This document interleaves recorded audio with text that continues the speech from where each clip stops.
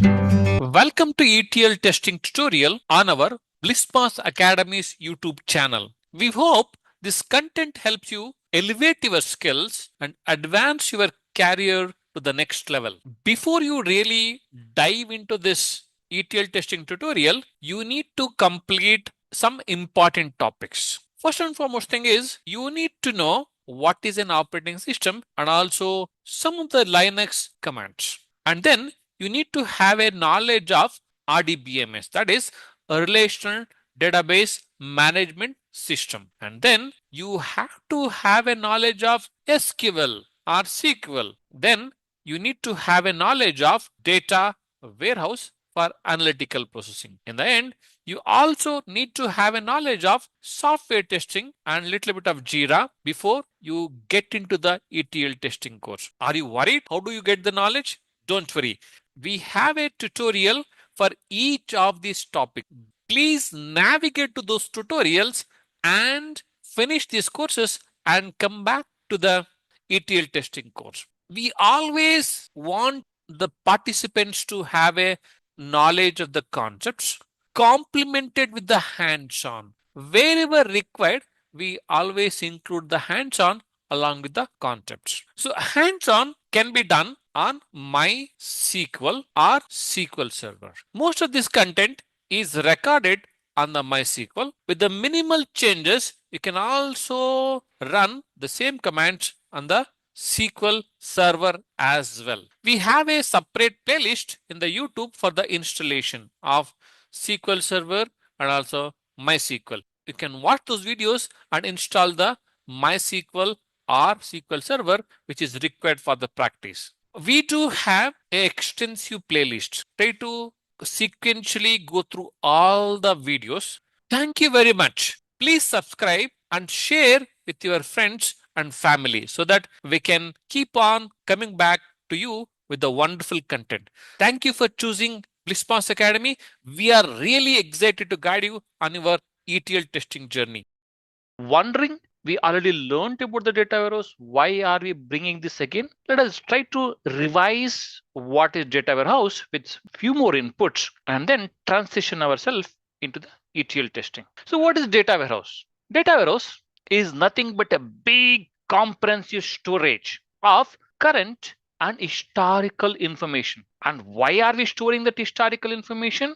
To perform analysis, derive patterns. Those patterns and insights will help the organization's performance. If you remember, we also understood data warehouse is a subject oriented, integrated, time variant, and non volatile storage of the data.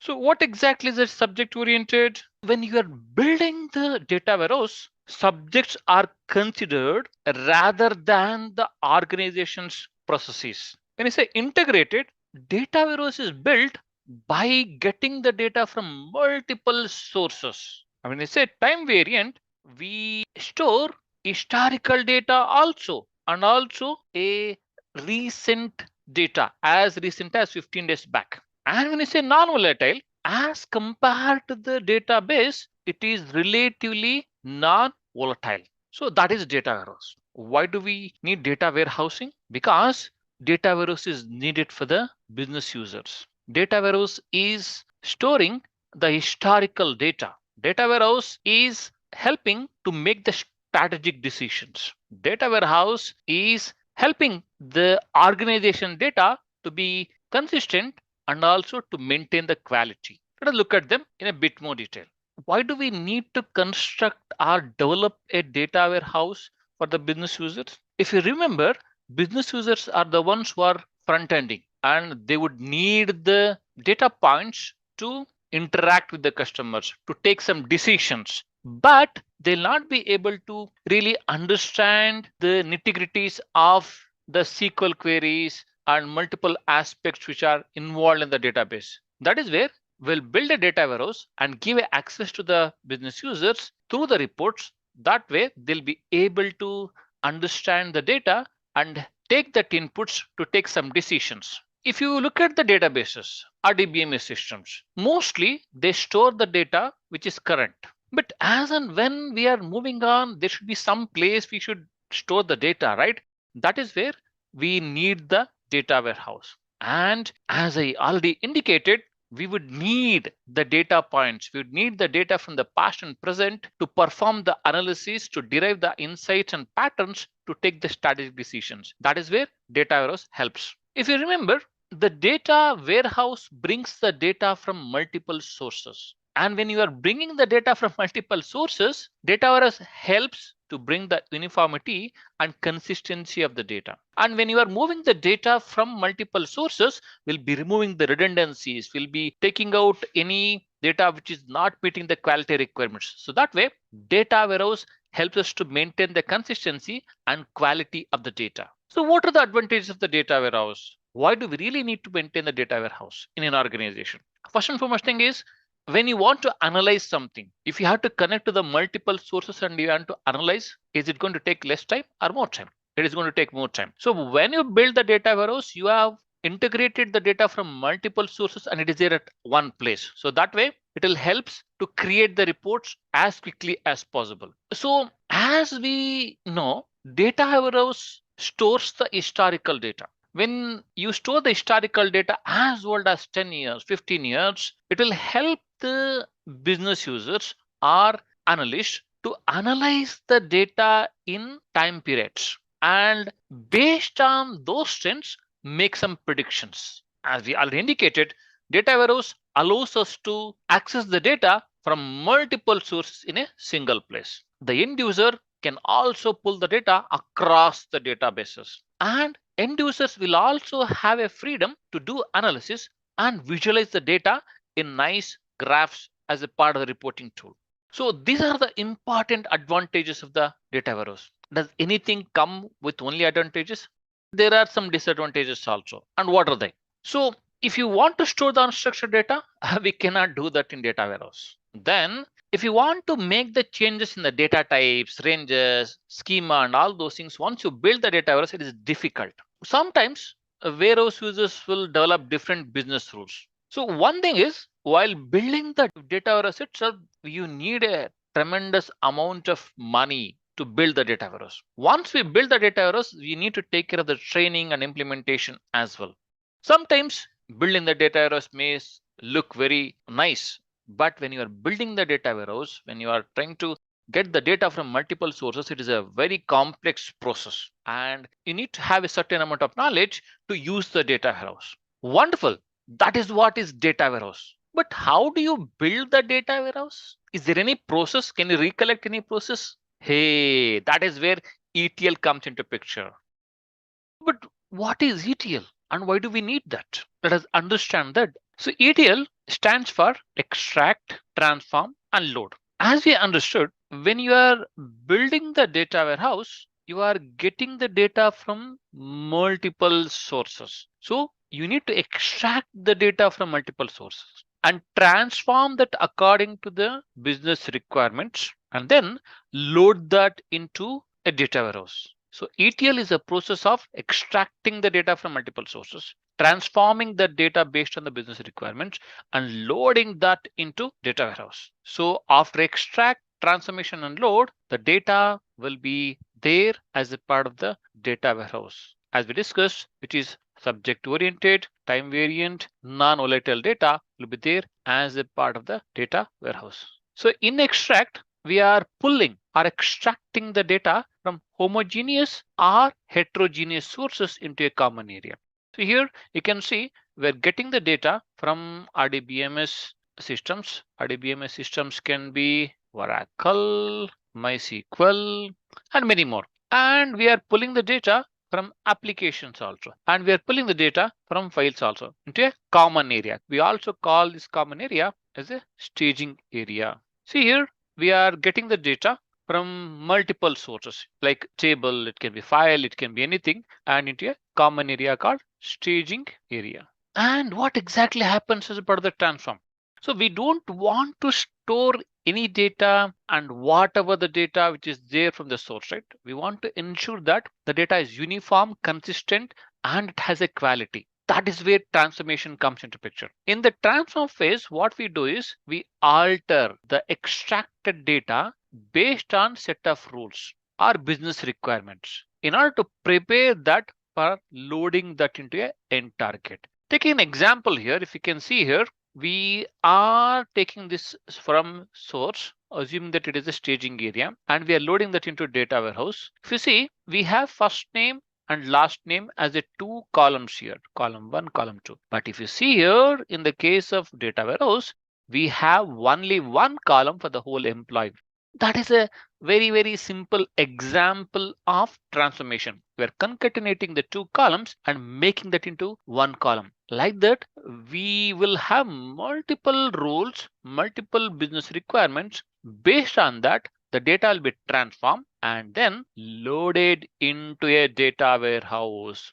In the load stage, we are loading the transform data from heterogeneous or multiple sources into the data warehouse. So yes, we understood what is data warehouse. We understood in order to build the data warehouse, we have to follow a ETL process. But do you think everything will go well during the extraction, transformation, and loading? Not really. So what needs to be done then? Can you think of something? We need to perform testing. What kind of a testing we need to do? We need to do the ETL testing. That is, we also call it as a data warehouse testing. We understood we have a ETL process. For what? For developing the data warehouse. We also understood ETL process will not be smooth. We may face multiple hurdles in the whole of extraction, transformation, and loading. Let us understand what is ETL testing. So what is ETL testing? ETL testing involves all the processes, methods used to ensure that the data that has been loaded from the source to the destination after business transformation is accurate. Let us take an example here. If you look at this beautiful picture, we have a source. These are the sources. And here we have a staging area. And this is the data warehouse. And we have data marts here. So in this case, this is the source and this is the destination. Assuming that you are trying to move a table with some three columns into the target being staging area here. We need to ensure whether the whole of this data has been moved here or not. But one more aspect to be kept in mind is we also need to ensure whatever the business transformation which was proposed as a part of the project is taken care or not. Otherwise, what is the fun? So ETL testing involves all those processes and methods to ensure the data loading is accurate after the business transformation. That is what being validated by ETL testing. If you just dig further, ETL testing, we can also call it as a data warehouse testing, will ensure validating whether the data is loaded properly or not. It is also validating the aggregations, grouping, whether the categorizations are properly done or not. That also would be taken care by the ETL testing. So if you compare the ETL testing with the other kinds of testing like manual testing, ETL testing is categorized under specialized skills. Like you need to know how to construct the complex query to perform the ETL testing. You should also be aware of how to analyze the large quantities of the data very efficiently. And also the data comparison from the different sources with the target also need to be known by a ETL tester. ETL testing ensures data completeness. Just remember, in the whole of ETL testing, the data is moving from one place to another place, source to target. The source and target being different at different stages. When the data is being moved from one place to another place with the transformation or without the transformation, you need to ensure whether the data is complete or not. By performing the ETL testing, we are ensuring data completeness is taken care, like comparing and validating the counts, whether the aggregation is done properly or not. All those things come as a part of the data completeness. ETL testing also ensures the data is correct, assuming that there is a name in the source. The name is David, and in the target, name need to be David if there is no transformation involved there, right? So ETL testing ensures the data is accurate. Like there should not be any misspellings and there should not be any null values where the value should be there. Data integrity is one of the very important aspect of the data warehouse. ETL testing ensures data integrity is taken care. So the data integrity is in a way a measurement which users consider when analyzing the value and reliability of the data. ETL testing also ensures data reconciliation is taken care. Reconciliation is like, let us say in the source you have 10 records. In the target, as per the requirement, there should be 10 records. It will ensure that the 10 records are moved from source to target. As you know, the core of the whole of data warehouse is data transformation. So ETL testing also ensures data transformation is taken care appropriately as per the business requirements. We'll take a look at that in the future videos. ETL testing ensures the quality of the data is also correct, like syntax, reference tests. All these things come as a part of the data quality.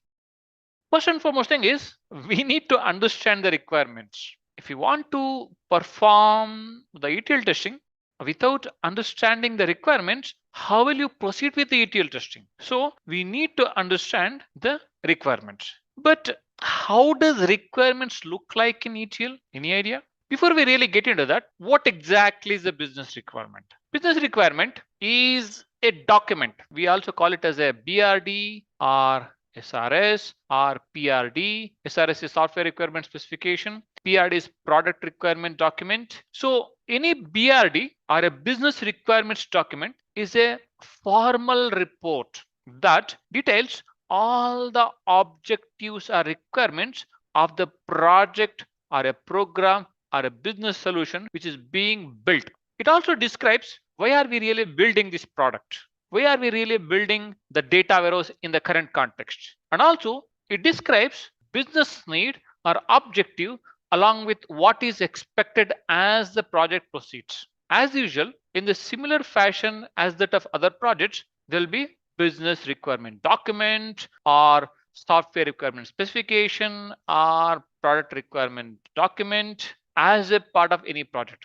So the same thing would be there as a part of the data warehouse project as well. But there are two documents which are very important as a part of the BRD in data warehouse. And they are, first and foremost thing is the mapping document. We also call it as a mapping sheet. The second one is a document which consists of a schema for the source and also for the target. What exactly ETL mapping sheet is? ETL mapping sheet contains all the information, literally all the information of source and destination, including each and every column and their transformation in the reference tables and their lookup in reference tables. It also includes what kind of a transformation being done on different columns. The second one is DB schema of the source and the target. When you say schema, we are talking about the structure of the source tables and also the target tables. We need to have that also as a part of the BRD. Let us take a look at the mapping document, one of the representative project of banking domain. If you look at here, this is a mapping document. Usually it will be there as a part of the Excel sheet, but we have copied and pasted that here for your reference. If you see here, we have source table name. Source table name is account, SRC account, SRC account, and the target table name. We can also call DWH table name as a target table name, which happens to be DWH account, DWH account. Now, within the source, which is from the source table name, we have account number, customer ID, BR code, account type. And also there, if you see what fields or what columns need to be there as a part of the target are also mentioned here. You can see here the data types is also mentioned here. We can see what kind of a transformation has to happen before the data is moved from the source to target. In this case, left pad 0 to make it 10 digit means if you have account number, let us say assume that it is 8 digits. So we should add 2 zeros here. Any account numbers, if it is 10, we should not touch that. In case if it is less than 10, you have to pad zeros to make the whole account number as a 10 digit. Like that, you can see different source tables here. This is SRC customer, SRC branch. This is a SRC payment. So the mapping document literally contains all the details of what are the source tables, what are the target tables, what should be the source field name, what should be the target field name, and also what kind of transformation needs to be done before you move the data from source to target. Isn't it awesome? So in terms of schema, you also need to know what is the source schema. For example, here we have a source customer. In this, the structure has some 1, 2, 3, 4, 5, 6 columns. It would also have what kind of a data types. And then in the target, on the other hand, you have 5 column names. Why is that? Because as a part of the transformation, these 2 column names are combined into one. So as a part of the BRD, you should also look for if they have mentioned what is the schema on the source, what is the schema on the target. So we have a business requirement in that we have to transform the data from a table called dimension EMP table to target table, which satisfies the business rules. So that is what is the requirement. So here in source, we have a table called DIM EMP, that is dimension EMP table, that need to be converted into target table by applying business rules. What are the business rules? Some of the business rules are target table should consist of employee data having vacation hours greater than 70. That should be one of the column in target table. Then in case EMP key column has a null value, those records should not be loaded into the target table. And employee name in target table should be concatenation of first name, middle name, and last name of the source table. That is one more business requirement. And the last one being, if the marital status is M, it should be converted into married. In case if it is S, it should be converted into the single. These are the business requirements. So assume that by using the business requirements, the developer would have chosen some of the ETL tool like SSIS or Informatica or Ab initio, and he performs all those transformations and he loads that to a target table. The target table should consist of EMP key, EMP number, email address, phone, marital status, vacation hours, and also status. We are in a juncture where we have one source table called DIM EMP table, and we have certain business requirements. Those need to be applied, and we should have a target table with these columns. That is the requirement. Assuming the developer has already done that, and this is our target table. Target table means after performing the transformation, developer has loaded the data into the target table. Can you please observe here what is happening? Are you able to find something which is funny, which is not really right here? Yes, if you found it right, if you see in marital status column, what is that we wanted? If there is a yes in source table, that need to be converted into single. If it is M, what do you think should be converted? It should be converted into married, right? But what is there here? M is converted into male, which is not right. So we have to catch this as a part of the data warehouse testing. My question is, now that we found out with a very small amount of data where we have some few records, we are easily able to find out M is replaced by male, as in we wanted that to be replaced by married. But do you think you have only few records as a part of the data warehouse? Not really. We'll have millions of records as a part of the data warehouse. In that scenario, can we identify this issue manually? Is it possible? Yeah, for a couple of records, we can spot them. But if I want to go through all the millions of records, can I really identify this manually? Is it possible? It is not really possible. Identification of there is any variance of the target table from the specified mapping document or business requirement document is not possible. It is not possible to simply identify the issues manually in ETL testing. So what is the solution? There is no one stop solution for this. We need to combine multiple things. First and foremost thing is we need to understand what are the different testing processes available which are pertinent to ETL testing. And we have to understand what are the different validations which are there as a part of the ETL testing. And we can do those validations with the help of SQL queries. So let us look at important stages of testing lifecycle. They are, first and foremost thing is you will study source and target systems. And in the second step, I will go ahead and prepare the test strategy. And in the third step, I will go ahead and plan the activities and also come out of the test plan document. In the end, we'll go ahead and do the execution. First, study the source and target systems. Second, test strategy preparation. The third one is test planning activities. And the last one is test execution. So we do have multiple activities as a part of the each stage. You can see at the first stage where we study the source and target, we'll gather the information about the sources and deliverable being understanding of the source and target systems.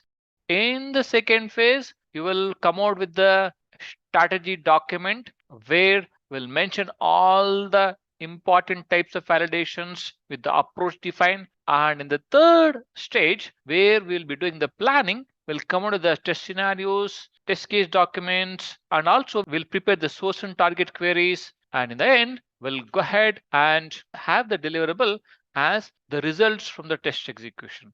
We'll look at them one by one. So as we know, ETL is all about moving the data from a source to the target. Source system is a place where the data is coming from. Target system is a place where the data is moving to. And depending upon the project, it is not necessary that source and target should have the same schema. They may have a different schema. And also they may have a different structure to each other. So it all depends on a project, how the source should be, how the target should be. As a tester, we need to understand the source systems and we need to understand the target systems. One more important aspect is when you say sources, assumption is always sources are outside the target systems. Not necessarily. It can be in the same system like Oracle. So as a part of the stage, it is very, very important to know what is the source system, what is the target system, whether the source and target have the same schema,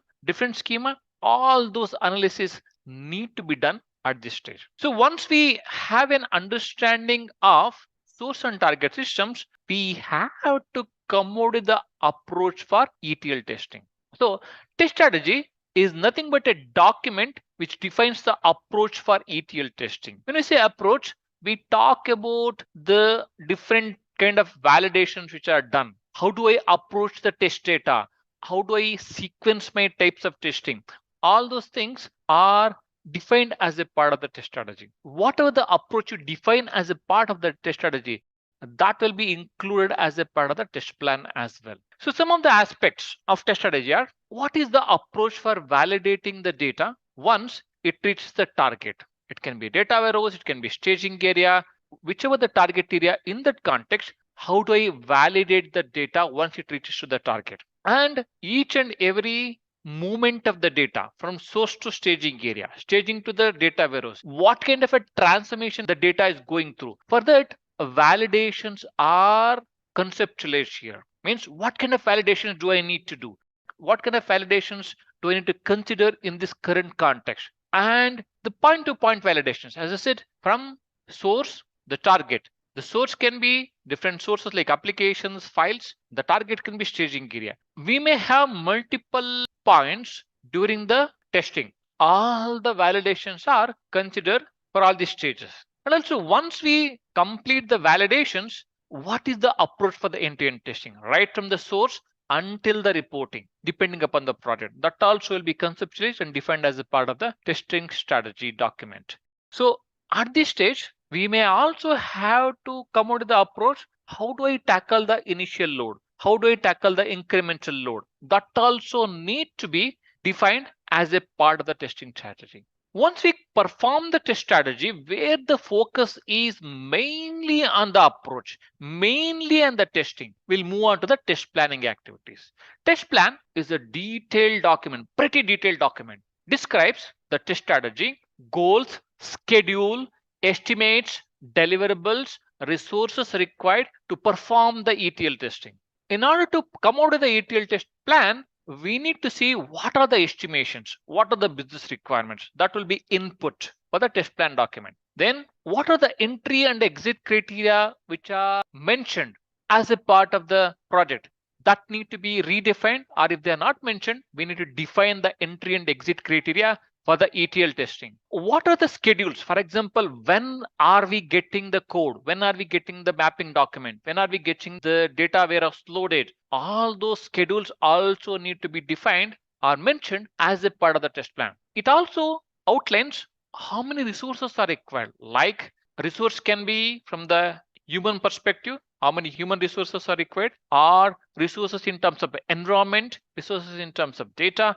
All those things are also mentioned as a part of the test plan document. So in this stage, what is the time, what is the cost, what are the efforts are determined as a part of the planning activity only. And also at what point of time we have to suspend the testing, at what point of time we have to resume the testing, that also will be mentioned as a part of the test planning. So the next phase is test execution. This is a phase where actual action is happening, where we'll be executing the test cases and comparing the expected and actual results. In this, we will validate the required data or data sources, and also we'll see how the metadata is there. We'll also look at the different aspects of the data quality. We'll also validate the model of dimensional modeling, and also how the normalization is taken care as a part of the dimensional modeling. And what are the different transformation rules mentioned? For all those transformation rules, we would have planned the test cases. All those things will be validated at the test execution phase by executing the test cases. And also we will execute the test cases related to the initial loading, and we'll also execute the test cases related to the incremental load. So what are the important testing phases and why do we call them so? So when we look at the whole landscape of ETL or a data warehouse, it would involve the sources from which we are getting the data, and it would involve the staging area, and it would involve the data warehouse, it would involve the data marts, and it would involve the reports. Across all these different stages of building the data warehouse, building the data marts, and deriving the reports, these different stages need to be tested, and all of them would be tested in important three phases. One is metadata testing. The second one is a end-to-end ETL testing. The third one is a report testing. So different people would call this as a processes, will call this as a categories. So don't get confused. We do have a data moving from source to staging area to data warehouse to data mart, and from there reports are derived. So to ensure that we need to perform the testing across the stages, that would be done in these phases like metadata testing, ETL end-to-end testing, and report testing. If you look at the data warehousing architecture, it would have these things at a high level. Like this is a layer where the databases are sources are there.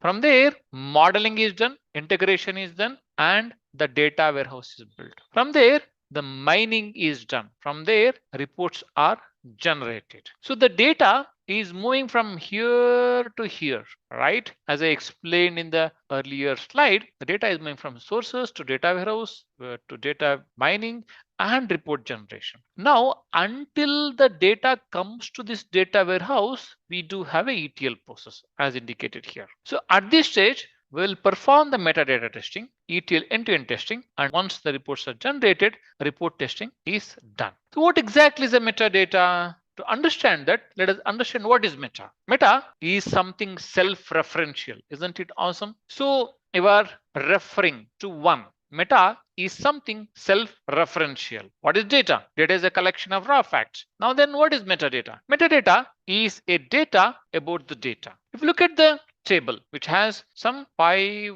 records and you have 5 columns. This is a data and this is a metadata.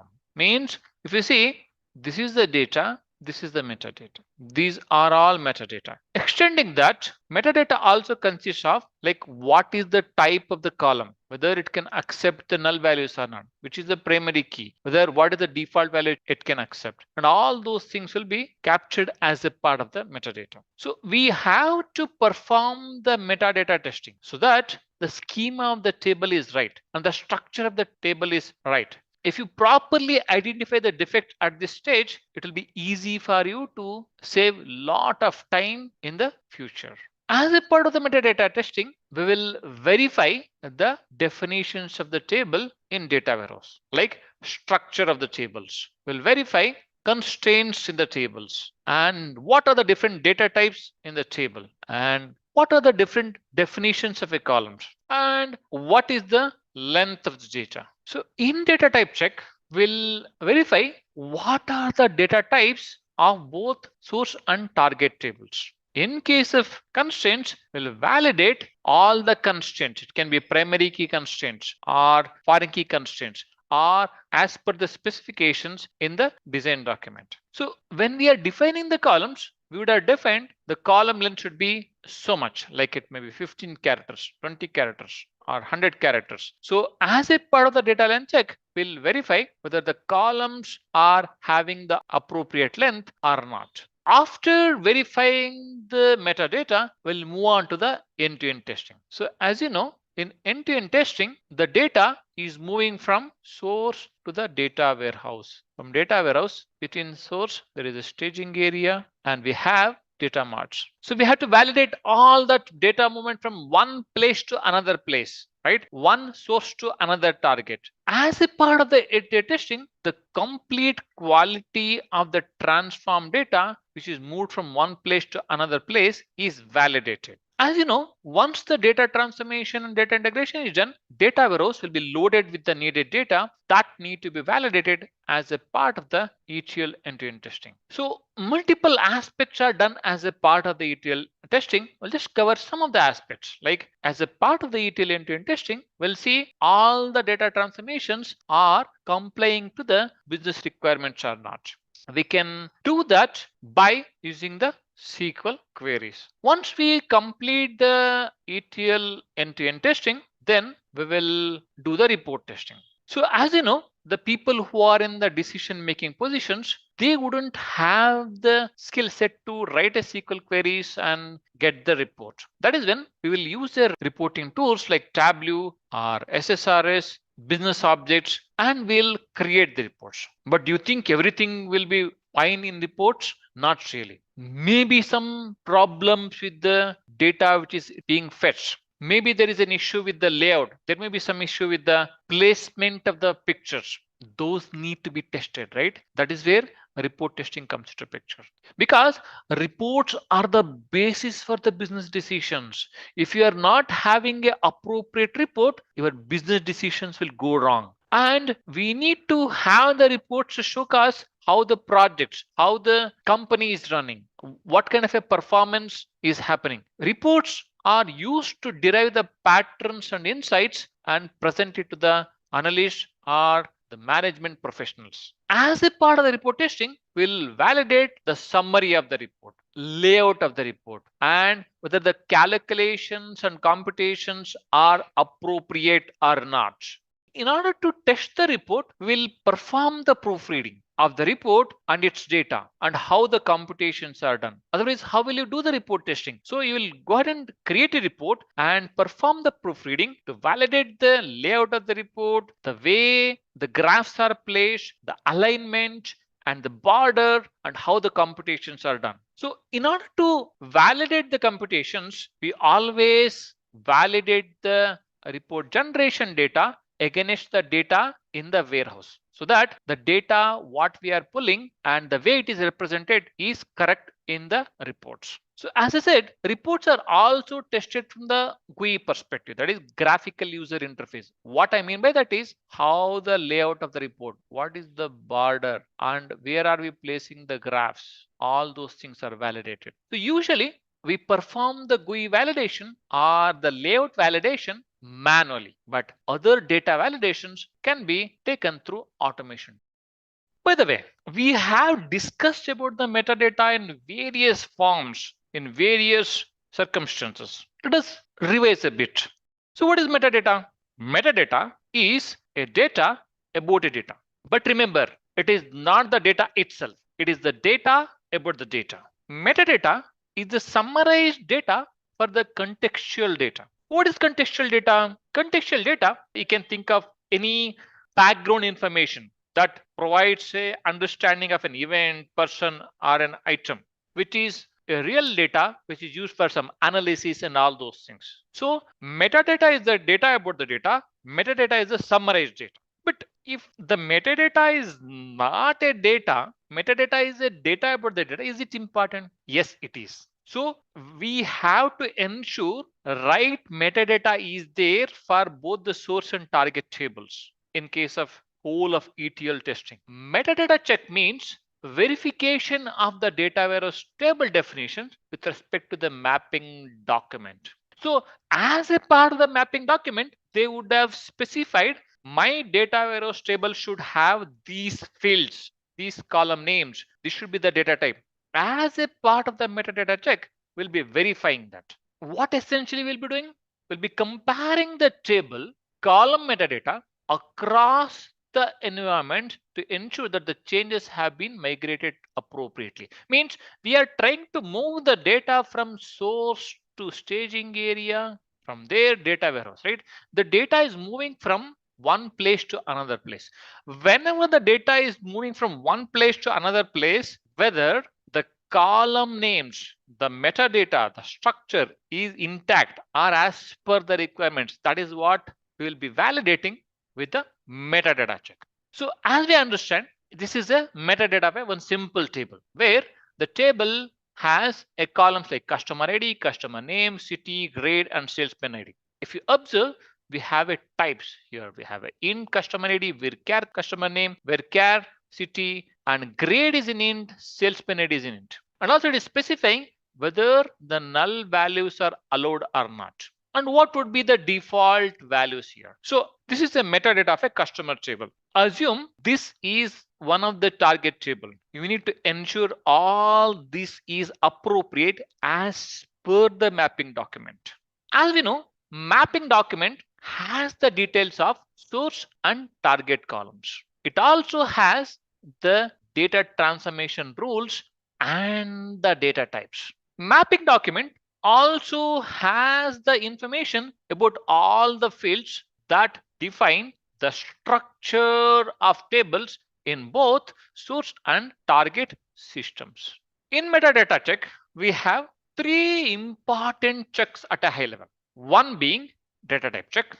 The second one is checking various constraints. The third one is data length check. Let us discuss them one by one. Data type check involves verifying the source and target data types. Source and target data types and ensuring that they are same in some of the cases, and there is a possibility that target type may be different from the source data type. So essentially verifying the data types in source table, verifying data types in target table as per the mapping document. So sometimes the source and target data types may be same, sometimes they are not. So our Bible here is mapping document. As per the mapping document, will validate whether the data types are appropriate or not. One more important thing is the column names. Whatever the column names which were supposed to be there as a part of the target table, is it there or not as specified in the mapping document? If you take this example, we have a table with ID, first name and last name. And we have a target table with ID, first name and last name are combined into full name. So as a part of the transformation, they would have specified first name and last name should be concatenated and the name of the column here is full name. So you need to validate this whether in the target table, the name of the column here is full name or not. That is one of the example. The next testing is data length check. What exactly is the data length? Data length is very, very simple. It is how many characters are allowed in a field. That is what is data length is. So how do you check it? How do you check whether the data length is fine or not? By using the data length check, we'll verify the length of the database columns are as per the requirement document. Means if you say varchar 20 is the specified data length as per the mapping document, whether that particular field is allowing those 20 characters or not. What exactly is the data length specified as per the mapping document? Whether the developer has specified that correct data length or not. Because sometimes, let us say you have a phone number. In a phone number, you have 10 numbers. If you specify less data length, then it will not hold all the 10 digits. Then there is a problem. That is where data length check is also one of the important aspect of the ETL testing. So the length of the target column data type should be either equal or greater than the source column data type. In most of the cases, the length of the target column should be either same as that of the source or more than the source. Now, important aspect is checking the various constraints. What are constraints? Constraints, as we have understood in our previous videos, are some conditions which helps to maintain the data integrity while inserting, updating, and deleting the data in the database. How do we validate the constraints then?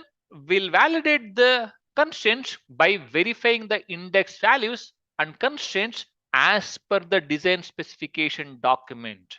So some of the examples of constraints are we have primary key constraint, foreign key constraint, and not null constraint. So how do we check that? Assuming that as a part of our mapping document, the not null constraint is specified. So we have to go ahead and check by inserting a null values in that particular column and validate whether it is accepting the null values or not. That is why you'll validate the not null constraint. We also have to validate the unique key and foreign key columns are implemented as per the requirement. So assuming that you have multiple tables, in multiple tables, some of the keys are specified as unique keys, some of the keys are specified as foreign key. You have to properly check which of the column need to be specified as a unique key as per the mapping document. Is it specified properly in the data warehouse or not, in the target or not?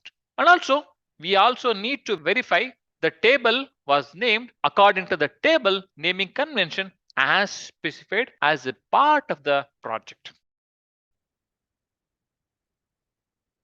I created a database called validations. Let me get into the validations. Do we have any tables here? We don't have. Awesome.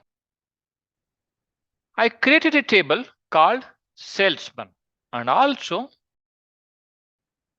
I created one more table called customer. In the project scenario, what would have happened is you would have been given a mapping document which explains what should be the name of the columns, what should be the data type of each of the columns, what should be the length of the columns. Assuming that you are comparing these tables with the mapping document, how do you validate the metadata check? What are the different queries you can use? Let's get started.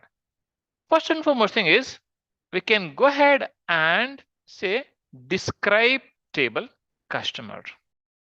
When you describe the table name, you would get the column names, a data type of each of the columns, whether columns allow null values or not, type of the keys, what is the default values, and if there are any extras. So what you got to do is you have to compare each of them with the mapping document and see whether the developer has created the table as per the mapping document or not. This is one of the high level validation for the metadata. There are a couple of more ways of validating the metadata. Let's look at them one by one. If you want to validate in particular column name and data type, then you can use this query. I'm saying select column name, and data type from information underscore schema dot columns. This is the name of the table where MySQL stores all the information of the column names and the data types. Then I'll say where table underscore schema is equal to validations. This would be the name of the schema or the database. Then I will mention table name. Then I'll give the customer. That is the table name. If I execute this, I'll get the details of columns and the data type. You have to validate this against the mapping document.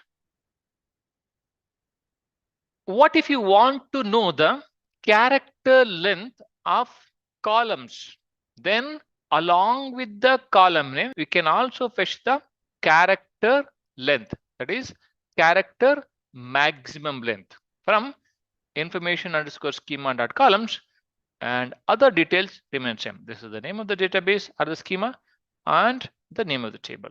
It will give the column names and what is the maximum length of the character wherever the columns are of character type. So length of the characters need to be validated with the mapping document. What if you want to know what are the different constraints in the table and how they're referencing to the other columns and other tables? I'm saying select column name, constraint name, reference column name, reference table name. From the table name here is information schema dot key column usage, and these two information remain same. Let us execute this. Here you'll get the name of the column, constraint name, and reference column name, reference table name. In this case, it is a primary key. That is the reason reference column name and reference table name are null. But on the other hand, salesman underscore ID is a foreign key. You can see FK here, right? It is a foreign key. That is the reason it is mentioned as a customer foreign key. And which is the column it is referring to? Salesman ID. And which is the table this column belong to? That is salesman table. By the way, what is data mismatch check and why do we really need to do that? So data mismatch check verifies that all the expected data is loaded into the target, that is data warehouse, from any of the sources. But why do we really need to do that? We have emphasized about that in multiple ways in our previous videos. As I already indicated in some of our previous videos, the data is moving from source to staging area, from staging area to data warehouse, from data warehouse to the data mart. And depending upon the project, the data will undergo some transformation. It is not guaranteed that the data, whichever has to move from source to data warehouse or the target, are loaded appropriately. We need to validate that. We need to check that. That is where data mismatch check comes into the picture. Let us take this example to understand the data mismatch check in a bit more detail. So here we have a source table called employee1. Within that, we have these columns, column 1, column 2, column 3, and we have some 5 records. Assuming that as a part of the transformation, we want to concatenate the first name with the last name. Then the transformation happens, loading also happens. Then we get this particular target table. Can you take few seconds and observe, is everything fine in this particular target table? Do you think all the records are loaded properly in the target table as per the transformation? You got it right. Nah, it has not loaded properly. If you see here, concatenation has to happen. Vijay has to be concatenated with the R. By only one Vijay is here, right? And also here, if you see, Ram Kumar has to come. AR is gone here, right? Like that, you have some problems, you have some inconsistencies, you have some incompleteness, right? Do you think after loading this wrong data, if you perform any analysis, will that lead to a proper decisions? Not really. So we have to validate, we have to check whether if there is any data mismatch is there depending upon the transformations in a particular project. Within data mismatch, we have different types. Different sources would have given these validations in a different types. But one of the type what we can suggest is this way. Within data type mismatch, we have three validations. One is data quality validation. The second one is data transformation validation. The third one is data validation.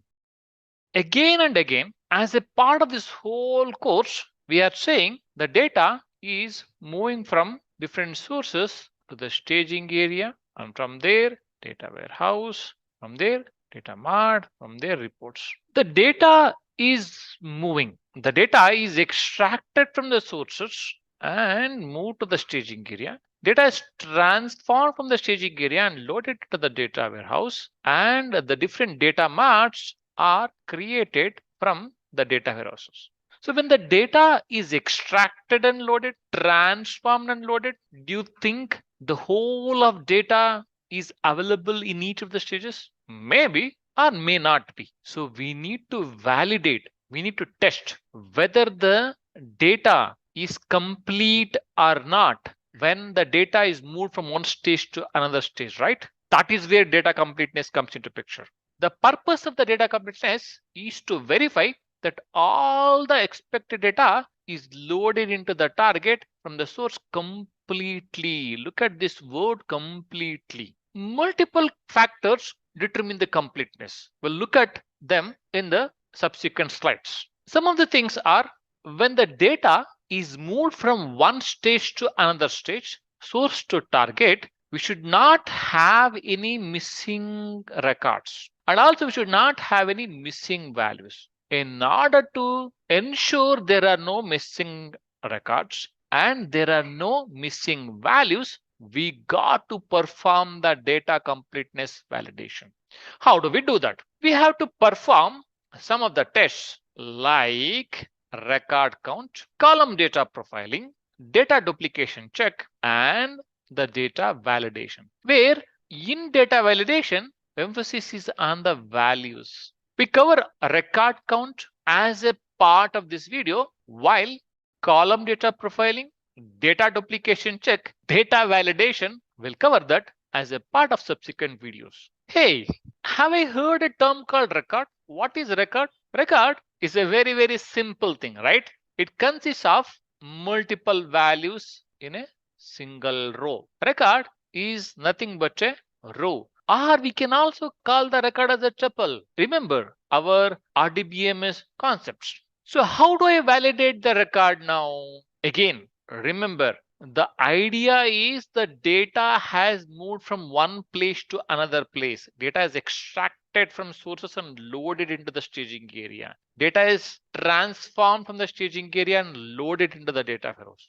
So all the data is in tables, isn't it? And tables would have multiple records. As a part of the record count, what we will do is we'll compare the records in the source and target tables and validate the count.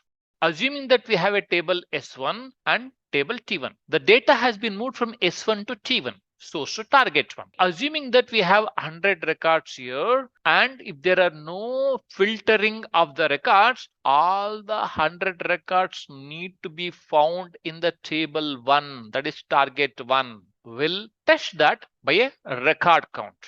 But remember, a record count will not verify the values. We are just validating the number of records.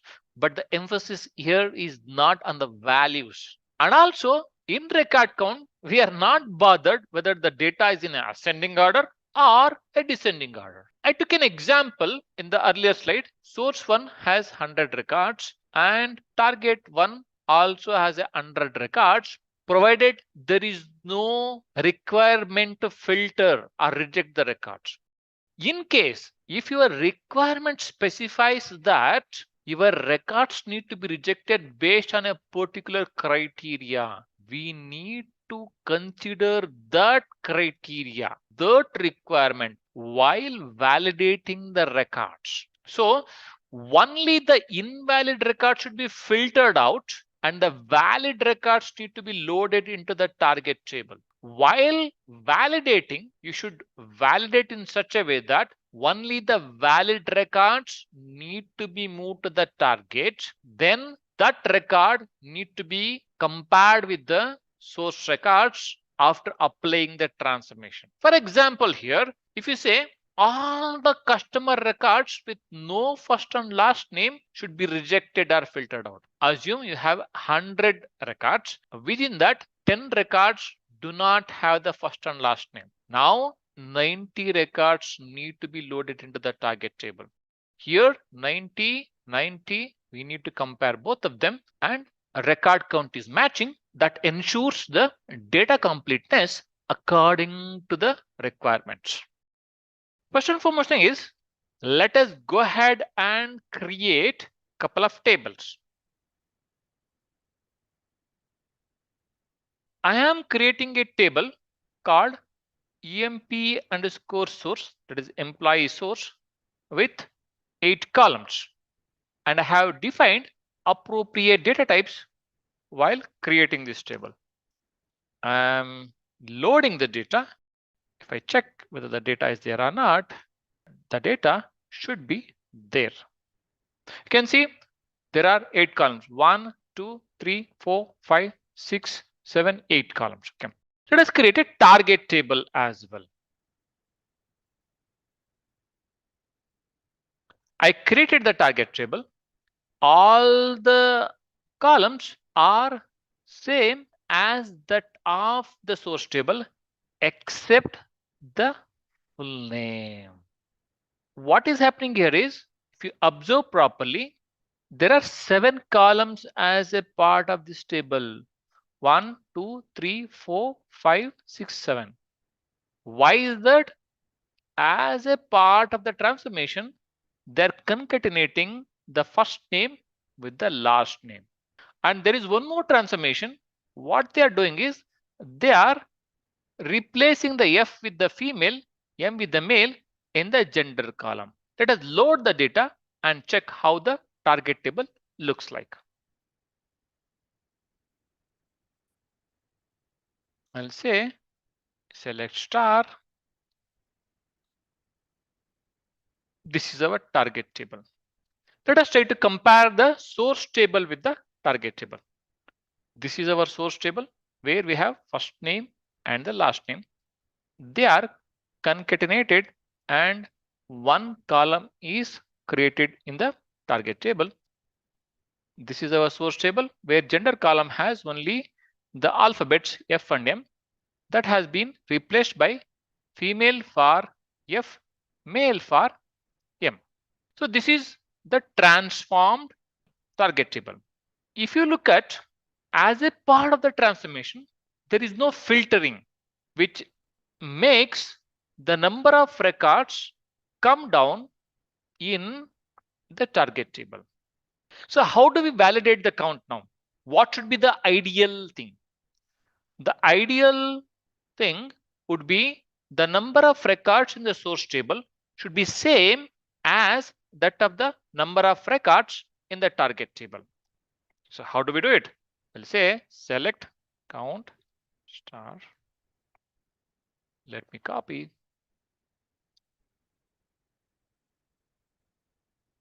What is the count? 17 records. Let me go ahead and update this with a target. What is the count? 17. Since there is no filtering involved as a part of the transformation, the count of the source table should match with the count of the target table. In order to give you a picture, let us create one more table with the wrong number of records and see what happens there. I'm creating a one more table called emp underscore target 1. Let me load the data into this table. I loaded the data into this. So purposefully, what we have done in this table is we have loaded less number of records.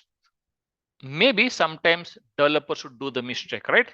So in this case, if I go ahead and check the employee source table, the number of records is 17. If I go ahead and check the employee target one,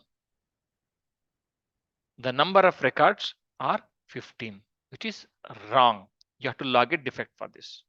It is very simple, but you need to do this as a part of your ETL testing validation. Though it is simple, yet it is powerful.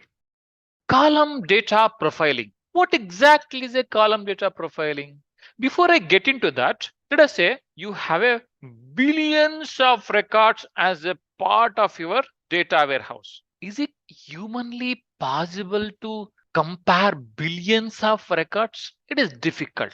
Even though you write a SQL queries, it may take a lot of time to compare the billions of records. What is the solution then? One of the solution would be column data profiling. What do we do as a part of the column data profiling? Instead of comparing the entire data, we'll categorize the data based on the logical sets. We'll create the logical sets of the data and reduce the number of records, then do the comparison between the source and target.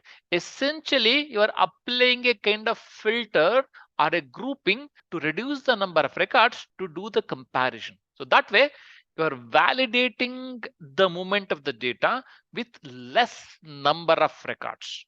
So what kind of a logical set I can create? Let us look at some examples. Okay. One of the very important thing is when you are talking about the billions of records, you may have multiple duplicate values in a particular column. The way you can approach it is only compare the unique values. That may reduce the number of records drastically. Or one more way of approaching is only compare the null values. Yeah, it is a kind of a valid test to reduce the number of records. One more way is compare only the maximum, minimum, or average values for the columns depending upon the data type. If you have a numerical values, you can go ahead and get the maximum, minimum, average values of the source and target type and compare them. That will reduce the number of records drastically. This validation, in a way, is similar to comparing the checksum values of the source and target of the data. What is checksum? We'll deal that as a part of the separate video. For now, just remember when we are performing the column data profiling, it's almost similar to comparing the checksum values of source and target. What is column data profiling? In column data profiling, we'll create the logical sets of the data for both source and the target. Compare that logical set of data instead of comparing the entire data. We can do that in multiple ways. We'll see a couple of them as a part of our hands-on now. Okay, I have logged into MySQL, and in the previous video, while doing the hands-on for the record count, we have already created source table, target table, and a target table with little bit of issues.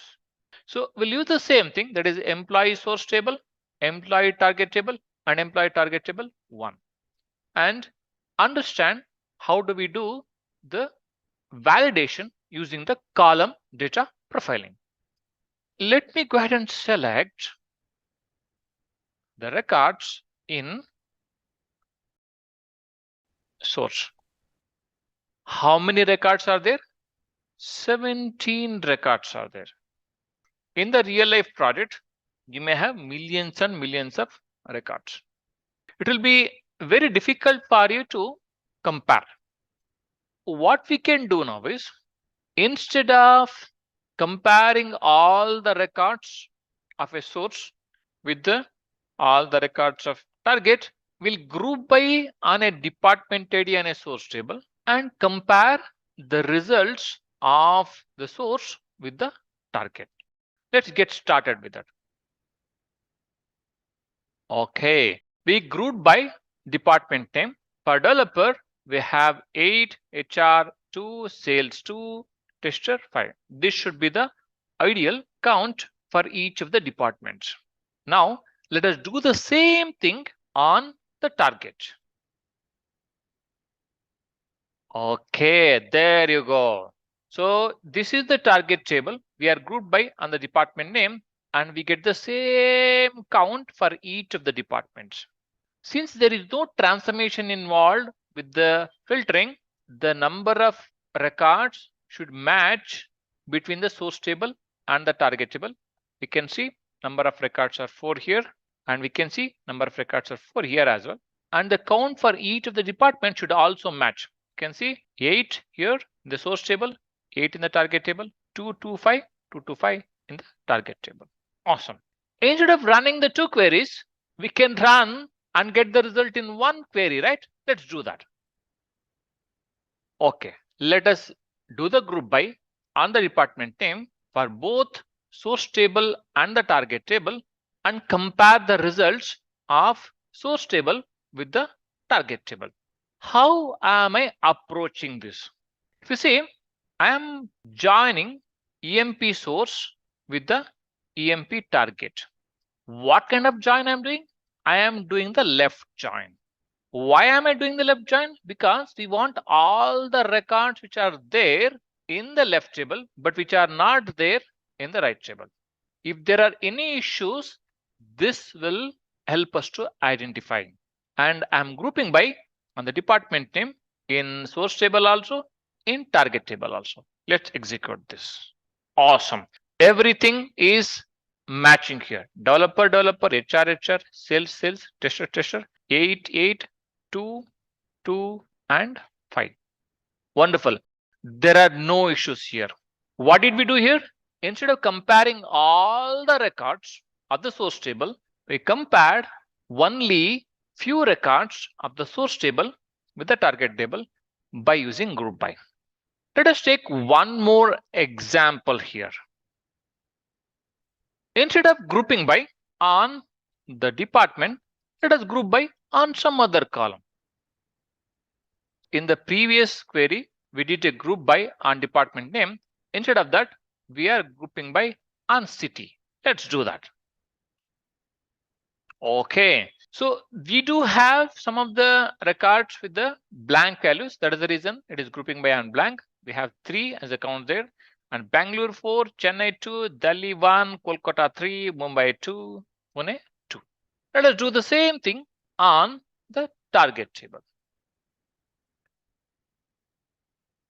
Wonderful. You can see we got the same result. That means say that there are no issues. Again, if you would have compared all the records of the source table with the all the records of the target table, we would have compared 17 records with 17. Instead of that, we're grouping by on the city and comparing the results. Since both the numbers are matching, there are no defects here. Let us accomplish this with a one query. Again, how am I doing? I'm performing a left join of source table with the target table. On EMPAD, that is using EMPAD, that is because that is the primary key, and I'm grouping by city in both the tables. So you can see instead of comparing one by one, the comparison is already there here. You will know if there are any issues here. There are no issues at the moment. Wonderful. We understood the column data profiling between source table and the target table. In this case, we can see the transformation has happened properly. Target table has all the correct records with the right transformation. Let us take up a table where we have purposefully introduced some errors. That is target table 1. Here I'm grouping by on the source. Now instead of that, I will go ahead and group by on target 1. You can see there is an issue here. Ideally, in developer, we should have 8 count, but here it has 7 because the number of records are not proper in the target table. In case of HR, it is same. In case of sales, it is correct. But again, in case of tester, it should be 5. We have 4 here. This is a defect. We have to log a defect for this. Instead of accomplishing this in 2 queries, we'll accomplish this with 1 query. I am doing a left join here. Okay. So here, if you see source, we have a developer. There is a null here in case of target. SRC count is 1, but that is from the developer, but the target count is 0. There is an issue here. And there is an issue with the tester as well. There are null values for one of the tester. That is the reason the target count is 0. This is how we will use the column data profiling for ETL testing validation. We perform the data duplicate check as a part of the data completeness. In some of the instances, data duplicate check is dealt separately, but we are including that as a part of the data completeness only. When we talk about the duplicates, can you think of a data with where there is no duplicates? More or less, most of the real-time data may have duplicates. But during the extraction, transformation, and loading, we may have to take care of the duplicates. Or in some of the instances, duplicate values are not allowed. Like if you look at the primary key and unique keys, you should not allow the duplicate values. Assuming that some developer has done a transformation and has loaded the data into the target or data warehouse, he has not taken care of the primary key and unique key constraints where the duplicate values are allowed. We got to check that.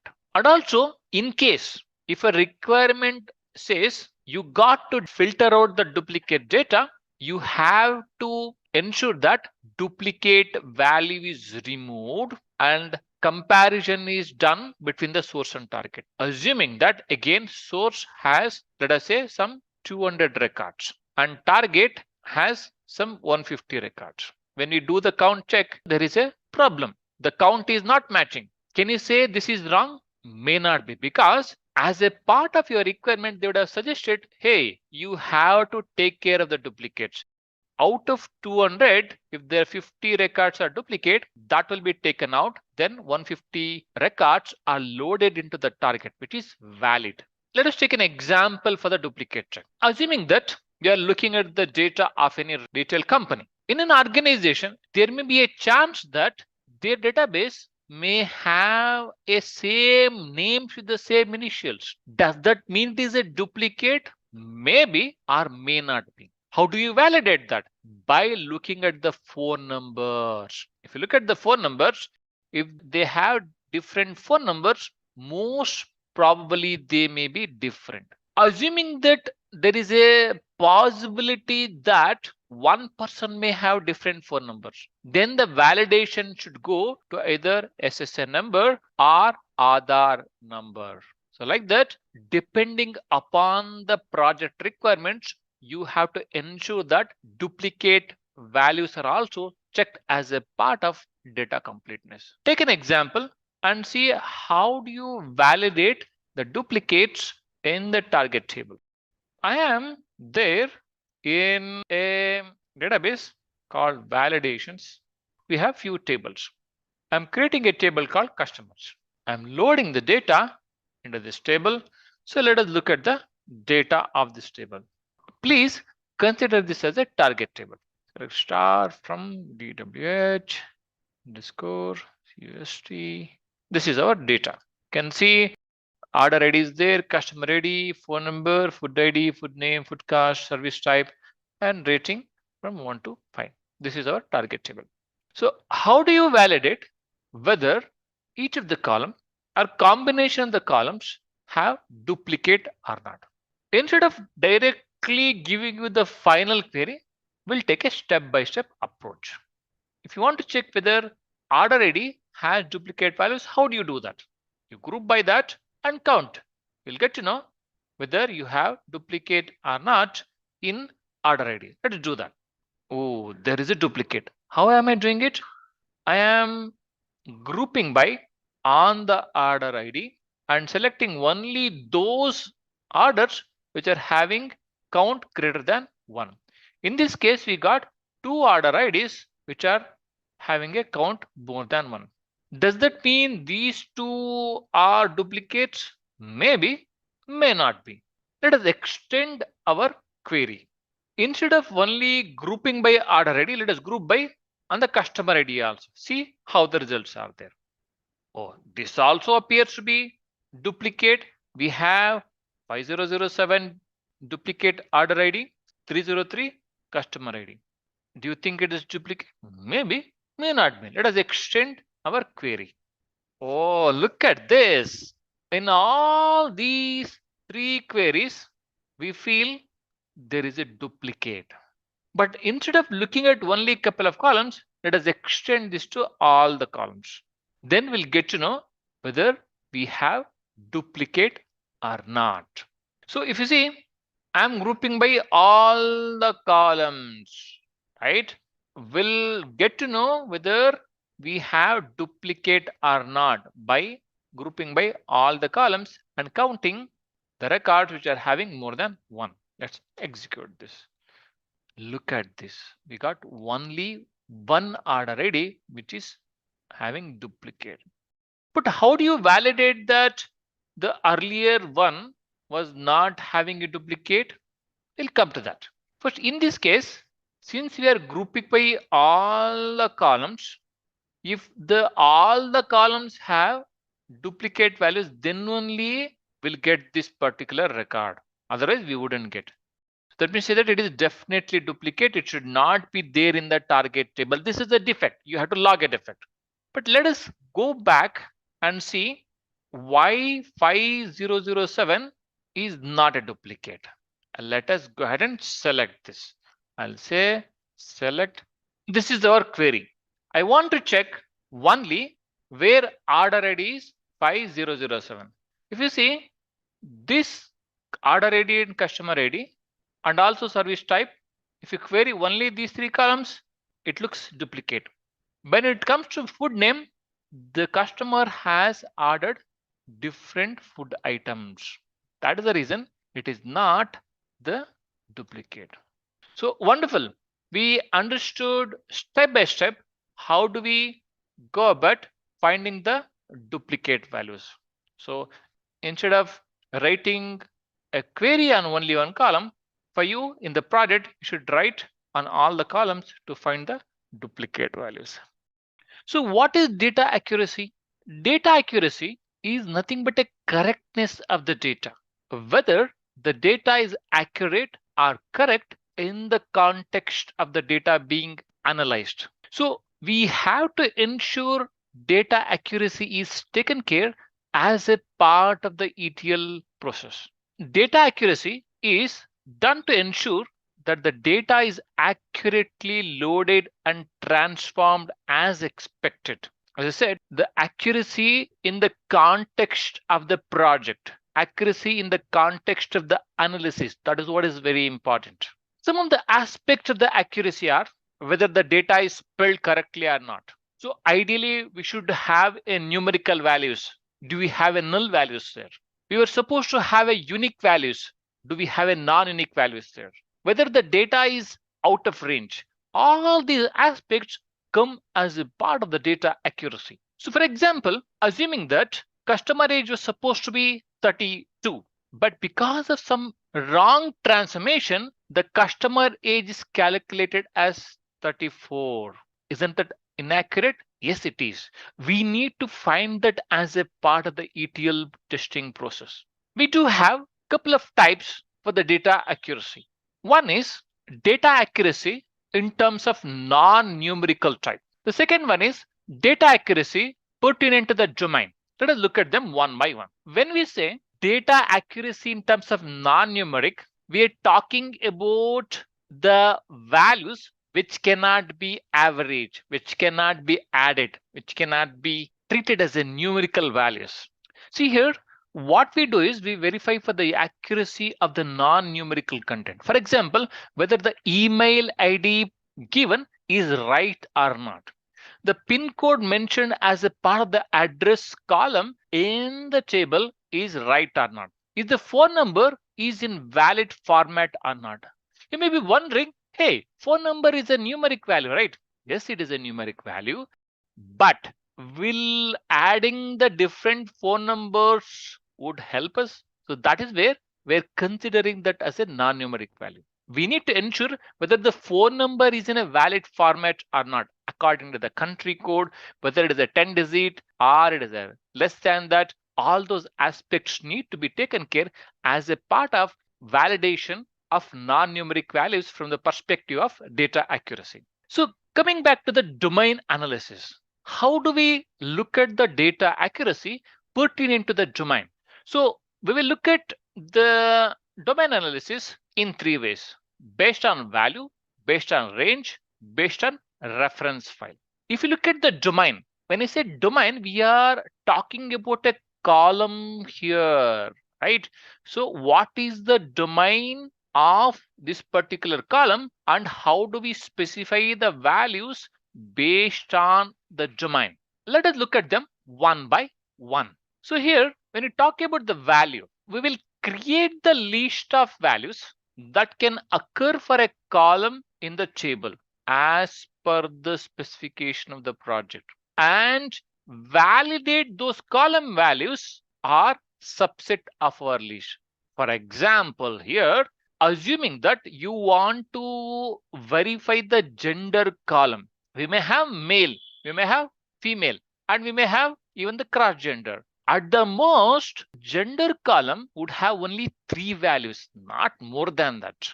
So the values which are there as a part of the column should be either male, female, or cross gender, not more than that. Coming back to the range. So when we talk about the range, what we will do is, in a particular column, the requirement should have specified a value should be between certain range. As I said, it depends on the project, it depends on the columns as well. So what we'll do is, we'll set the minimum and maximum range for the valid data values for a column based on specification from the business. Then we validate if the column values fall within that range. Again, it depends on column, it depends on the project. For example, here, as a part of the project, they would have specified age can be 0 to 125.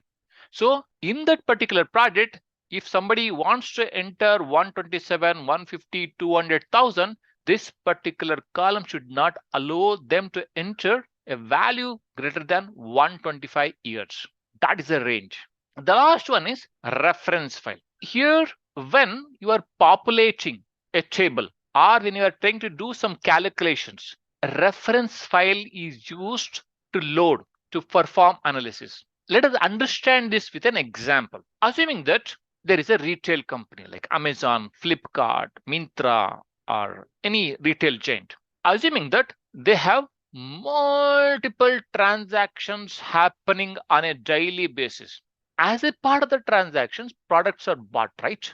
Now, instead of mentioning the product ID again and again, what they would have mentioned is the product name as a part of the transaction table. But there is a one more table where product ID and product name are mentioned together. So for any computations, this particular table where we have a both product ID and product name is referenced. While referencing, it is very important that the right product name is referenced with the right product ID. If not, that is a defect.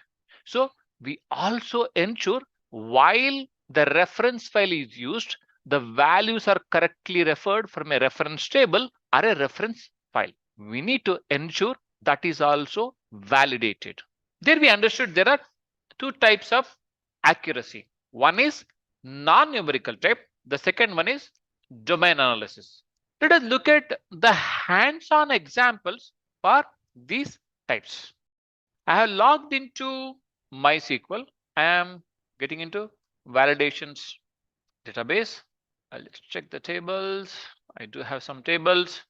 Let me go ahead and create the table to understand the accuracy of the data.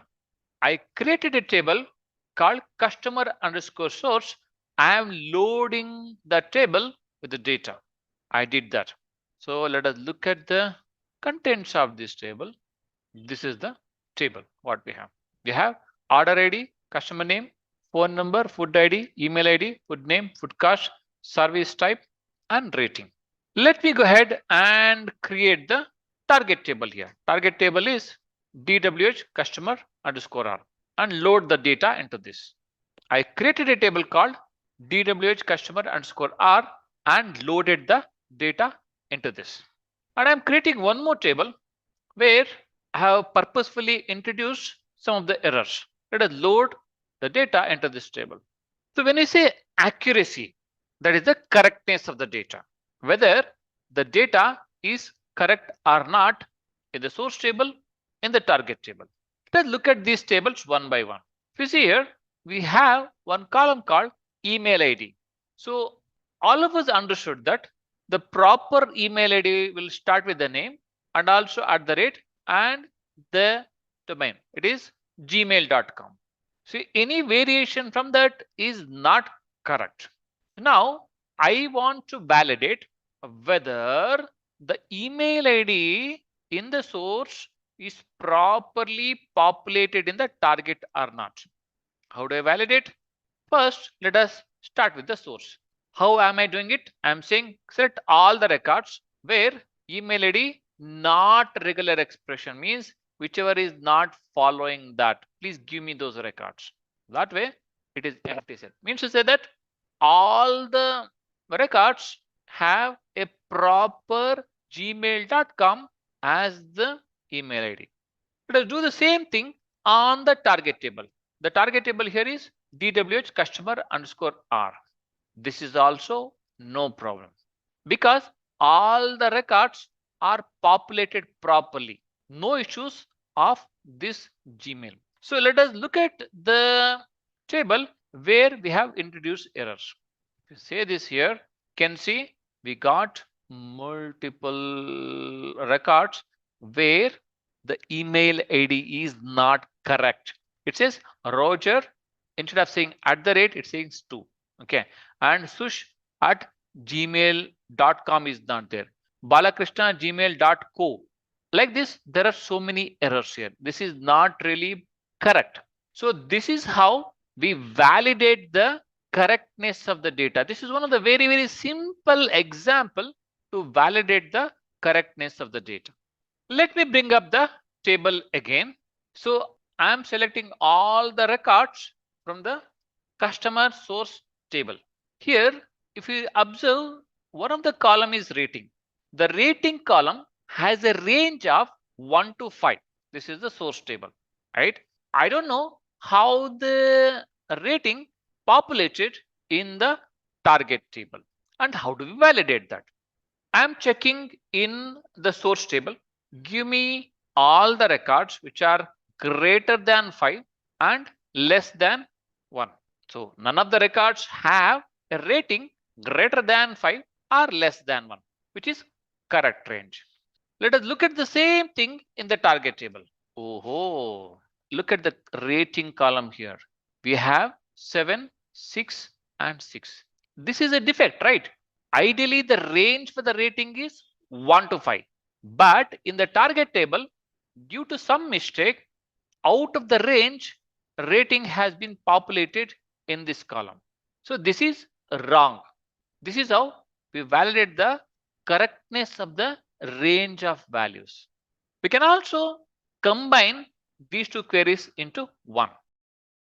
By the way, what is consistency? If you think of a consistency, people say you got to be doing the same thing on a daily basis, assuming that you are trying to do a yoga. It is not that you do a yoga on one day and leave it next day. Coming back to the data consistency, if I ask you a question, in a database, will we have only one table? Not really. We'll have multiple tables, right? And the next question is, assuming that you have a particular column like a customer ID, do you think the customer ID is going to be only present in only one database? Not really. There are instances that the same column name would be there in the different tables in a same schema or a different schema. When we have a same data in a different tables of a database, do you expect the data to be same or different? It's no brainer. It should be same. So as a part of the data consistency, will validate or verify that actual value of the entity has the exact match at different places. When I say different places here, in different tables. For example, here, assume you have two tables. One is customer table. The second one is a sales table. If you have a customer name column in customer table and also sales table, the name of the customer should be same in both the tables, right? That is what we call as a data consistency. We need to validate whether the data is consistent across the different entities in a schema or in a database. In terms of validating the data consistency, we have a couple of types. One is validating within the same schema, validating across the schemas. Let us look at them one by one. As the name suggests, you may have multiple tables within the same schema. When you have multiple tables within the same schema, the data should be same. They should be exact match in the different tables of the same schema. Take an example here, assuming that this is the same schema. Look at the customer ID here. Customer ID is there as a part of the customer table, and customer ID is there as a part of the payments table. So when we look at the customer ID here and here, it should be same.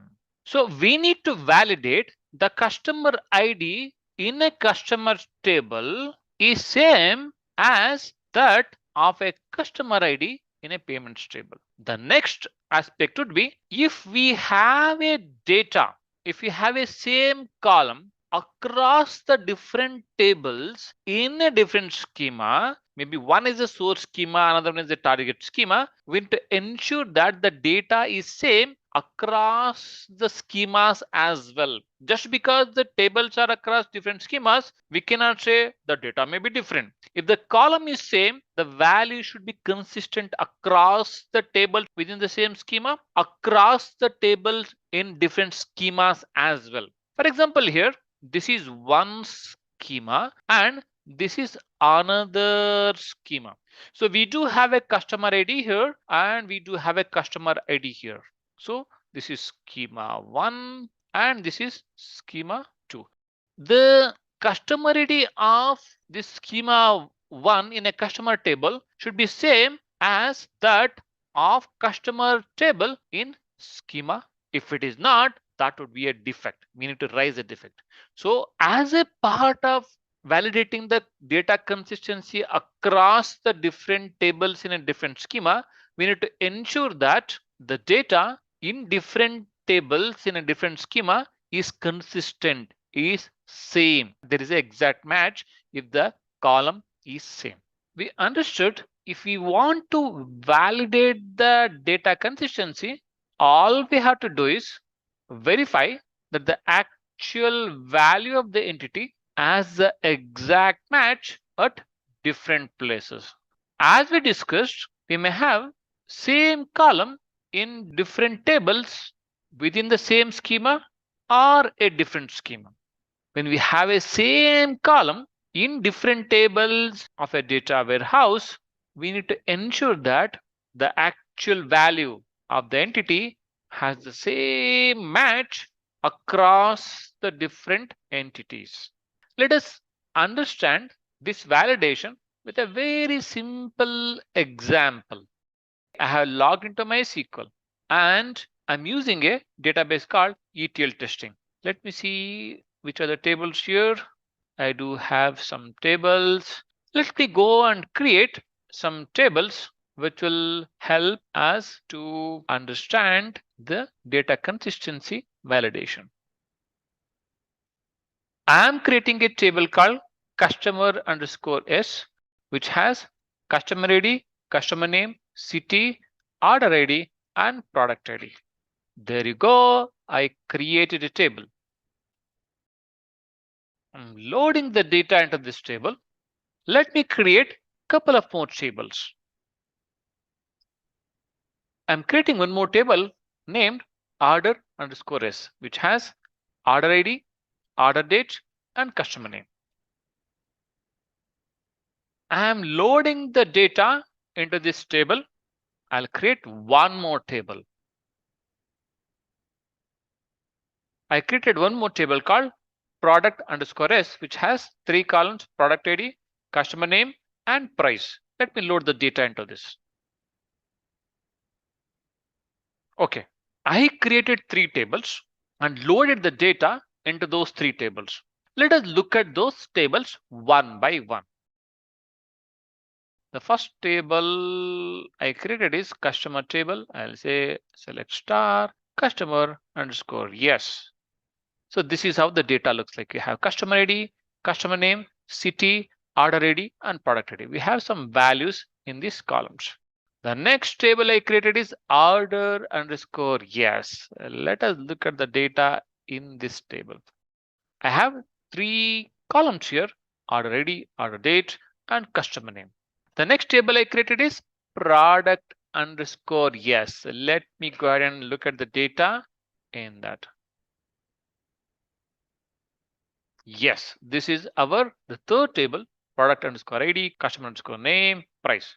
So if you observe, which is the column which is same across these 3 tables? No brainer, right? Customer name is the column which is same across these 3 tables. You can see customer name is there as a part of the product. Customer name is there as a part of the orders. Customer name is there as a part of a customer table. As per the data consistency, the values in the customer name column should be same in other 2 entities as well, that is order and the product. How do we validate this?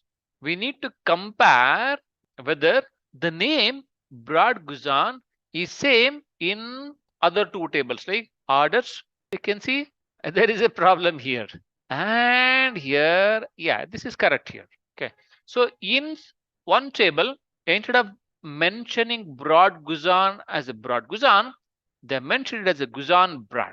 This is a problem. We need to identify this as a part of the data consistency validation.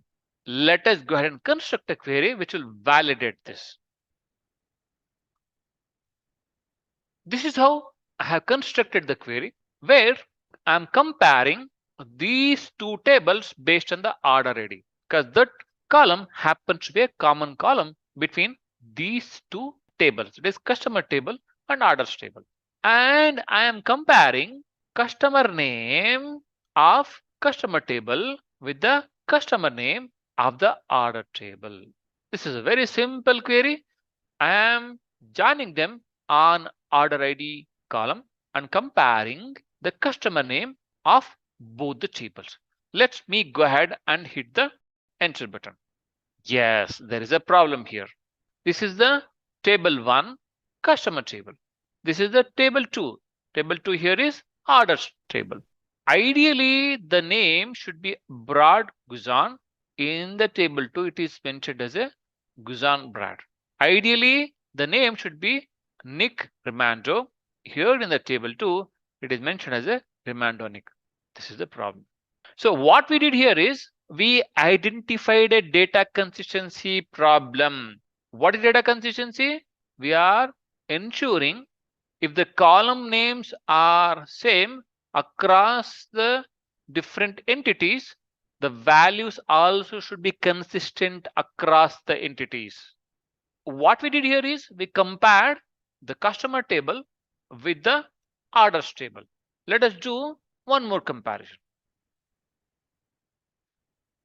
In one more comparison, I am trying to compare the customer name of customer table with the products table, and I'm joining these 2 tables on the product ID. So I'm selecting a couple of columns here. Let me go ahead and hit the enter button. Oh, there is a problem here as well. You can see the customer table has a name as Josie Altidar, but in the products table, the first name is gone. The case is different in the second row here. If you see here, the second part of the name, that is second name or surname, is gone in the Julian Green example. How do we validate the transformation initial? By the way, what is transformation? Transformation is changing the format, structure, values of the data and convert them into clean, usable data as per the business requirements. Two important words here: changing the format and converting the data into clean and usable data as per the business requirements. That is what data transformation is. How do we really validate the transformation? Rather, do we really need to validate the transformation? Let us take an example here. Assuming that in source we have first name and last name. The first name is, let us say, we have Arun, and the last name is K. And one more example would be, let's say, Sumana, and the last name is Pelina. As a part of the transformation logic, we need to concatenate the first name with the last name and load that to the target table. It should be Arun K and here Sumana Velina. How do you know that all the records from the source has been properly transformed and loaded into the target table? We are just looking at two records here, but in the data warehouse will potentially have millions and billions of records. We need to validate this, right? We need to test whether the first name is properly concatenated with the last name and loaded into the target table. So data transformation validation is nothing but validating the transformation specified as per the mapping document or business requirement document or software requirement specification document, or these days user stories as well. So we have to test whether the specified transformation has correctly happened or not. That is what is data transformation validation. We do have different transformations. We have already seen them as a part of our earlier videos. And just to recap, we have an aggregation where we are grouping the data from the various sources. We do have splitting. We have a one column in a source and that will be split into multiple columns. In target, we have filtering. We want to only filter the records according to some logic. Maybe let us say I want to choose only those employees who are having a salary greater than $5,000 per month. Then we do have a deduplication. We don't want to retain the duplicate records. And then we have derivation, where we want to apply certain business rules and the data to derive a new value. So these are the different transformations. Now that we understood what is transformation, what is a transformation validation, and some examples of the transformation, let us look at the steps we have to perform for transformation validation.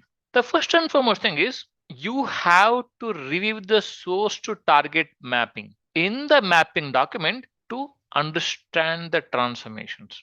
So in the mapping document, they would have specified how the source is mapped to the target, whether a particular column in a table is undergoing the transformation or not.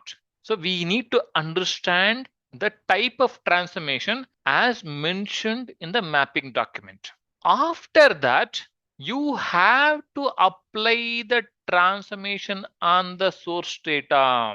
So what would have happened is the developer would have used a particular tool like SSIS or Informatica or Azure Data Factory, and they would have transformed and loaded the data to the target. But as a tester, you have to apply the transformation as per the mapping document on the source data. You are going to write the SQL or SQL queries to reflect the transformation logic mentioned in the mapping document. So now you have a SQL query through which you have applied the ETL transformation logic on the source data. This need to be compared with the target table. That is when you will get to know whether the developer has done the transformation appropriately or not. Just to summarize, how do we perform the data transformation validation? First, we'll review the source to target mapping, how the source has been transformed into target and what kind of transformations are involved. Then we'll apply the transformation on the source data by using a SQL queries. Now we have applied the transformation by using SQL queries as per the mapping document that need to be compared with the data in a target table. When you compare a result of the transformation of SQL query written by a tester with the target table, then we'll get to know whether the developer has done the transformation properly or not. I hope you got it. We'll take one or two examples to demonstrate this. Examples for data transformation validation. We understood how the data transformation validation is done. Now we'll take one or two examples to demonstrate this. So let us say you have two source tables. One is an employee, the second one is an employee salary details. So as per the transformation logic, you have to aggregate couple of columns here. When I say aggregate here, the context here is we are bringing together the columns of two tables, table 1 that is employee and table 2 that is employee salary details, and we are making a employee table in the target table. So name is coming from here, department ID is coming from here, a role is coming from here, only the salary is coming from the second table. The transformation here is aggregating the columns from two different tables and making it a one table in the target table. What you have to do is you have to write a SQL query to select the relevant columns from these two tables. So you'll get a results from that. That results need to be compared with the target table. You'll get to know whether properly transformation has happened or not. We'll also see a couple of hands-on examples to understand this. One more aggregation type where we are aggregating the numerical values is as per the transformation logic, we need to aggregate the salary based on the department ID, right? So in this, if you see department 1 has to be aggregated and then department 2 has to be aggregated, sorry, and department 3 has to be aggregated. So we have to group by based on the department ID and add the salaries. So that is what aggregation says. So what you have to do is again you write a SQL query by grouping on department ID and sum the salary. So you'll get a results, right? So that results need to be compared with the target table. In this case, this is a target table and see whether the aggregation has happened properly or not. One more requirement is, let us say we have a table called employees here. In this table, you want to remove the duplicates, which is also called as a deduplication. What we have to do is we want to deduplicate or we want to remove the duplicates. We want to remove the redundant data. So again, the same here. Let us say if you see, we want to take out the duplicate names from the name and we have to look at the recent salary. See here, the salary to some extent is not right here. So we are going to take out the duplicate names from this column and only get the unique names to here. Again, as a part of the data transformation validation, you write a SQL query to remove the duplicates and you will get results. That results need to be compared with the target table. Then you'll get to know whether your transformation has worked or not. Wonderful. We understood how do we validate the data transformation as a part of the ETL while building the data warehouse. Data transformation is changing the format, structure, values of the data and converting them into clean, usable data as per the business requirements. So, what are we doing as a part of the data transformation validation? We are validating the transformation specified as per the mapping document. Remember, our Bible is mapping document. So how do we go about the data transformation validation? First, we will review the source to target mapping document, then apply the transformation on the source data using SQL queries, and then compare the results of the query you have built to apply the transformations with the transformed data of the target table. Let us experience this with a very simple example in the hands-on. I have already created the tables which I would be using for the transformation validations. Which are they? One is EMP underscore source. The second one is EMP underscore target. The third one is EMP underscore target one. So these tables we created already as a part of the data completeness validation. We are going to use the same tables for transformation validation. If you haven't created these tables, kindly go ahead and create the table and start with the transformation validation. Let us look at the data first. So here I'm saying select start from EMP underscore source.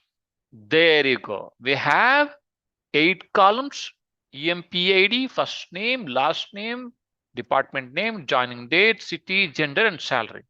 The transformation what we are looking at to experience the transformation validation is very simple. What is the transformation? The transformation involves concatenating the first name with the last name. Assume that that is mentioned as a part of the mapping document. So by looking at the mapping document, developer would have gone ahead and applied the transformation and loaded the data into the target table. What is the target table here? Target table is EMP underscore TGT. Let us go ahead and fetch the data from that. This is our target table. You can see first name and last name of the source table has been concatenated and loaded into a column called full name, and you can see all these values. The first is Sanya Iyer. Sanya is the first name, Iyer is the last name. Those two are concatenated and loaded into the target table. So how do we validate this? First, we have to write a query to apply the transformation. Let's do that. There are multiple ways to apply the transformation. One of the way which I am doing here is using a concat function, because I need to join the first name with the last name and compare that with the target table. So concat function takes two arguments: the name of the first column and the name of the second column, in which we need to concatenate the values from the first column with the values of the second column. So this is how I am applying the transformation on the source table. Let's go ahead and execute this. Wonderful. You can see first name, last name, and concat. This is the column in which we are applying a transformation. You can see all the values are proper here. So what is the next task? We got to compare this column. Let me go ahead and rename this column for the better visibility. Let me do that. Okay, I renamed that as a transformed column. I need to compare the transformed column of a source table with the column of target table. Which is the target table here? EMP underscore target. Let me bring up that. Okay, this is the column of interest. See, if I'm selecting this column from the target table. So let us go ahead and start validating. Sanya Iyer Okay, correct here. And Kritika Rai, yes, correct. Yes, Priyanka Chopra, yes, it's correct. So most of the values looks correct to me at the outset. Do we have only 17 rows or 20 rows or 50 rows in the real data warehouse? Not really. There'll be millions of records. Is it possible to compare values of a transformed column with the target column? No, it doesn't make sense to compare the values of millions of records. So what we will do now is we'll combine these two queries and do the comparison as a part of the SQL query only. That will save lot of effort for us. Let's go ahead and do that. The way I have combined the queries, if you see, first I'm selecting few columns. I'm aliasing the source table to A, the target table to B, and joining these tables based on the EMP ID. Then I'll apply the transformation on the source table, compare that result with the column of target table. That is how I'm validating. Wonderful. This looks so good because there are no problem between the source and target. All the first names are properly concatenated with the last names and they're loaded into the target table. Just to make you experience, we have introduced a couple of errors in one more target table. Let us do the transformation validation by using that target table. It is the same query except that I have changed the target table name as emp underscore target1 tgt1, right? All other things remain same. Let me go ahead and hit the enter button. Oh, there is a problem here. You can see the first name and the last name is Athar Kumar. Ideally, in the target table, we should get Athar Kumar. But because of some of the mistake done by the developer, instead of Kumar, it is mentioned as a K. That is not according to the requirement. This is how we approach the transformation validation. When will the different types of validations come into picture? Once the data is transformed and loaded into the data warehouse, then the validations come into picture. So when we talk about ETL validations, what exactly is the common approach in data validation? It's very simple, right? In most of the cases, we are comparing the source data with the target data. So we'll apply the transformation on the source data and compare that with the target data. That is the most common approach in the ETL testing data validation. But when we talk about the sources, we know the data is extracted from different sources. If I ask you a question, will we extract the data from only one type of data source? Not really. We'll extract the data from different types of sources. It can be a file, it can be a database. Then we'll extract the data, transform it, and load from different sources. So when we extract the data from different sources, will the validation approach would be same if the source is database, if the source is file? Not really. The validation approach would differ if the source is database and if the source is file.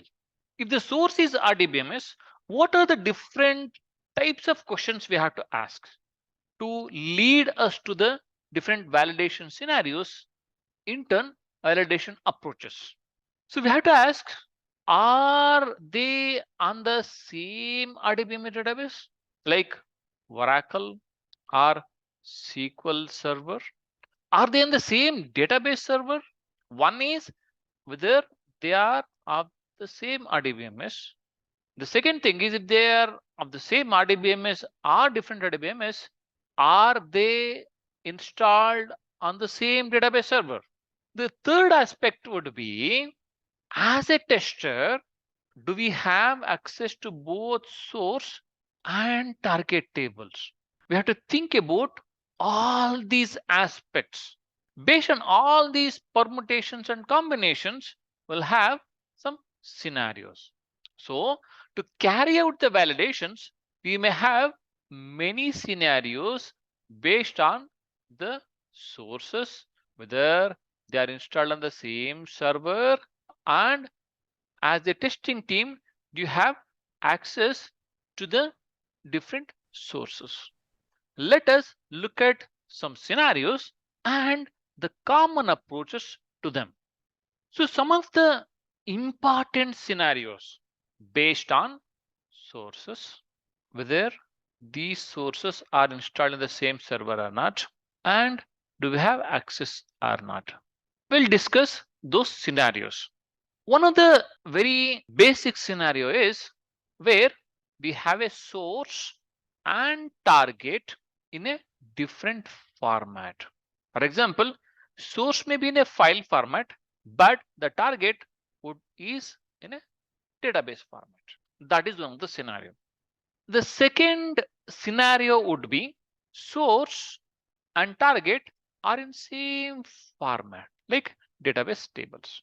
One more variation would be source and target tables are on the same RDBMS database and also same database server. One of the example for that is both source and target are on Oracle DB and both of them are on the same database server with permission to both the tables. As I said, these scenarios are based on the type of the sources, server, and access. In this scenario, we are having the source and target on the same Oracle DB and they are on the same database server. The testing team has an access to both the sources. The next scenario, source and target tables are on the same RDBMS database with testing team having permissions to both source and target. For example, assuming that source and target are on Oracle, but on different database servers. In the earlier scenario, Oracle DB was on the same database server, but in this case, it is on the different database servers with permission to both the sources. Like testing team would have a access to source and target as well. The next scenario is source and target tables are on the same RDBMS, but testing team do not have permissions. This is one of the scenario.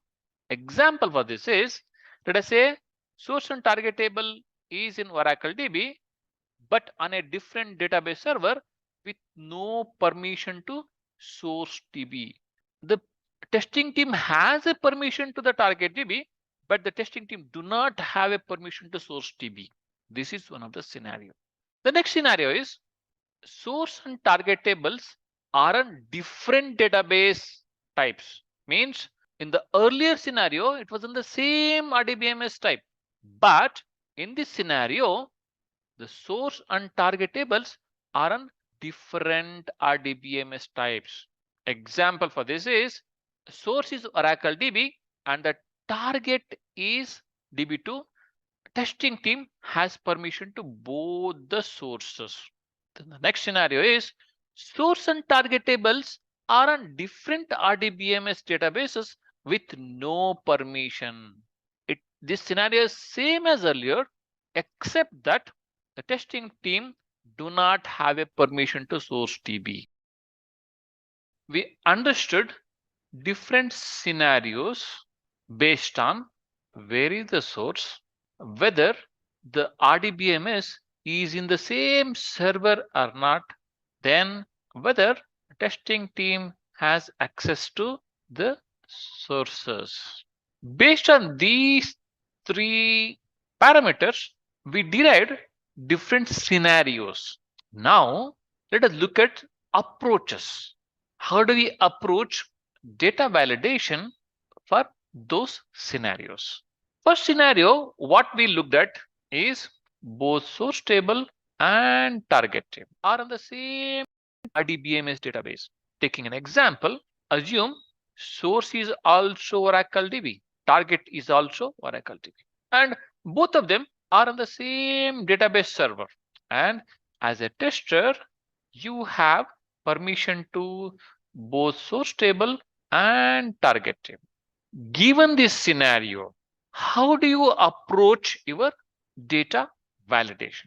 Very simple. What you have to do is you have to apply the transformation logic on the source table.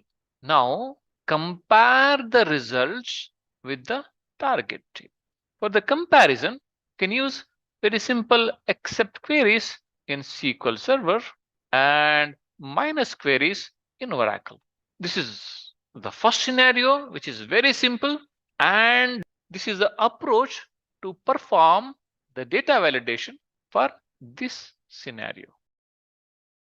The scenario here is both source and target are in the same RDBMS, but on different database server. Please note this down, on a different database server with permission to both the tables. There is a permission to access both the source and target of this Oracle DB. We have a source and target in Oracle DB, but on a different server. Tester has a permission to both the sources. How do we approach the validation for this? We have different approaches. Let us look at them one by one. First approach is creating a DB link from target DB to source DB. DB link is database link. Why are we creating a DB link? Remember, in this scenario, source is on different server, target is on different server. In order to establish a communication between the source and target, we are creating a database link. That is DB link. Once you establish the connection by using a DB link, then things are simple. Apply the transformation logic on the source data and then compare that with the target data. Because there is a link, you will be able to apply the transformation and the results of the transformation from source can be compared with the target table. Wonderful. Let us understand a couple of more approaches. The next approach is can create a temporary table in the target database and export the source data into a flat file and load that flat file into a temp table created in the target database, apply the transformation logic on the temp table and compare that with the target data by using minus or except queries, depending upon whether you are in Oracle or in SQL Server. So why are we doing this? This is one more approach. If you are thinking your queries are taking more time with the previous approach, with little bit of effort, you can make your queries run a bit more faster than the first approach because source data and the target data are there in the same server. One more approach would be you can apply the transformation logic on the source data in a different server and export that into a Excel file, download the target table into a Excel file, perform the Excel to Excel comparison. This is one more option.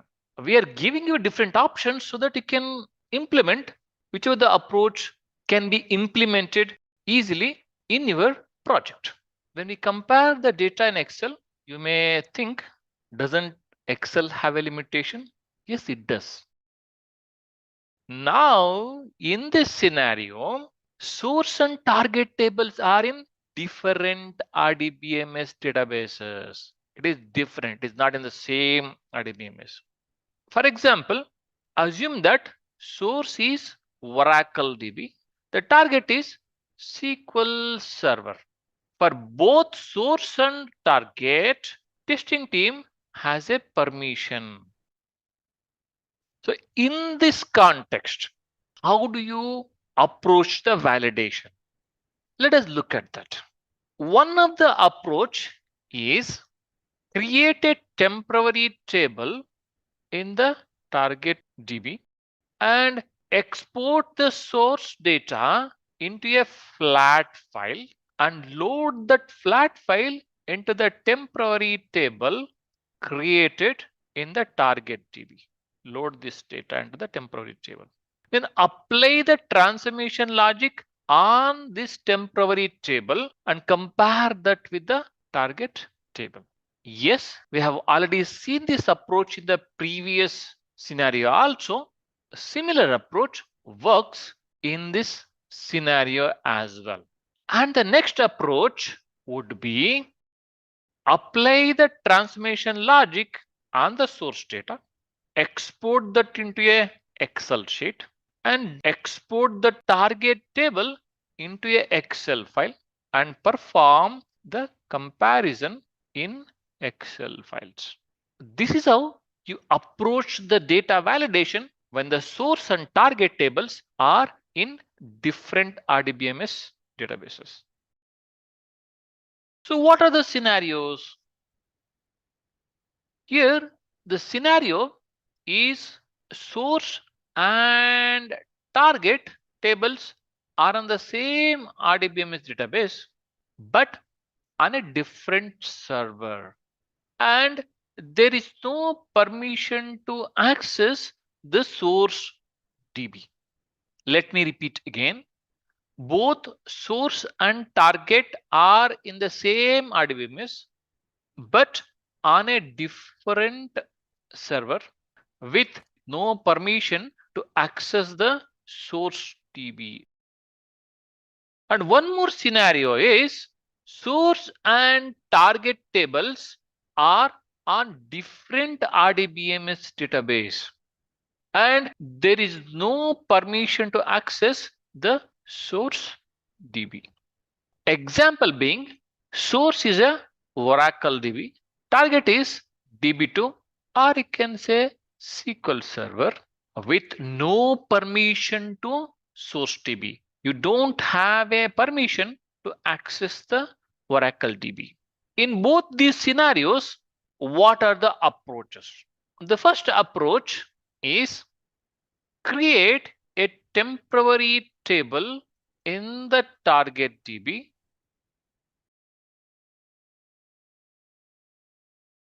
and then get the source data from a source in a flat file format and then load that into a temporary table, then apply the transformation on this table, compare that with the target table.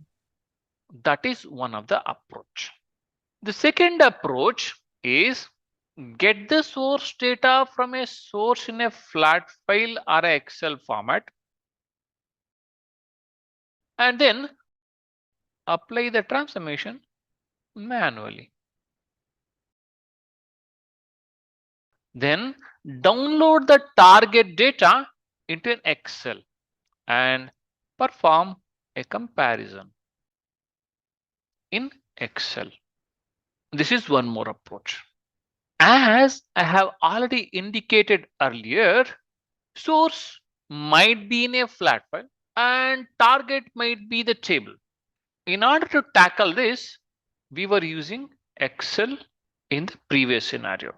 But the question is, can Excel file hold all the data? Don't you think Excel has its own limitation as compared to the RDBMS? Yes, it does have a limitation. It cannot hold as many records as that of a database. So what is the solution then? We do have a solution. That is data sampling. That's all for now.